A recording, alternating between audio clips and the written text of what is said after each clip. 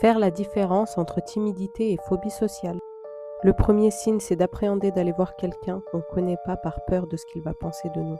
Le deuxième signe, c'est lorsque l'on perd ses moyens lorsqu'on doit se produire devant un groupe. L'évaluation va générer un stress très important chez ces personnes, c'est-à-dire ne pas dormir de la nuit, redouter ce jour pendant des semaines. Il y a aussi la peur de ne pas être aimé ou pas être apprécié, donc la faible estime de soi. Ils se soumettent généralement aux demandes de leurs camarades ou amis par peur d'être rejetés. Ensuite, les symptômes physiques. Alors, ils ont souvent tendance à rougir lorsqu'ils sont face à des personnes qu'ils ne connaissent pas, ou à trembler, ou voire même parfois pleurer, bégayer, même vomir.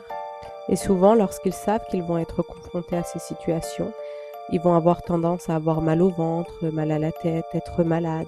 Par exemple, chez un enfant, c'est souvent le matin avant d'aller à l'école ou lorsqu'il doit aller à des anniversaires ou à des endroits où il y a du monde ou des personnes qu'il ne connaît pas. Donc souvent, il va beaucoup stresser et avoir mal au ventre.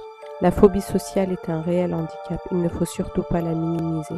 Et plus on la diagnostique tôt, et mieux c'est. Si tu veux en savoir plus sur les différentes thérapies, commente thérapie.